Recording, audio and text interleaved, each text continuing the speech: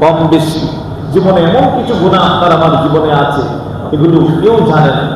আমার গুনাহের খবর আমার বাবা জানে না, মায়ে জানে না, সন্তান জানে না, স্ত্রী জানে না, বন্ধু বান্ধবরা জানে না। আমি খতিব হিসেবে আমার গুনার খবর আপনারা মুসল্লি ভাইয়েরা জানেন না, আপনারা মুসল্লি হিসেবে আপনাদের গুনাহের খবর আমিও জানি না, কিন্তু যিনি জানে উনি কে? আরে জোরে বলুন কে? আল্লাহ।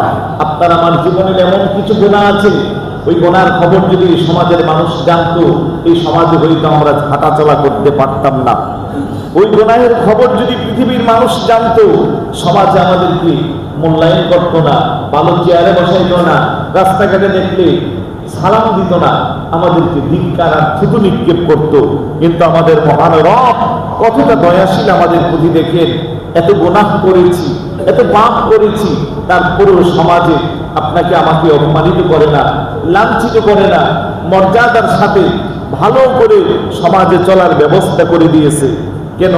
আল্লাহ চাইলে রাগ করে, মাঝে মধ্যে গুসা করে, যে বান্দা এত গুনাহই করলি, তোর গুনাহের আমল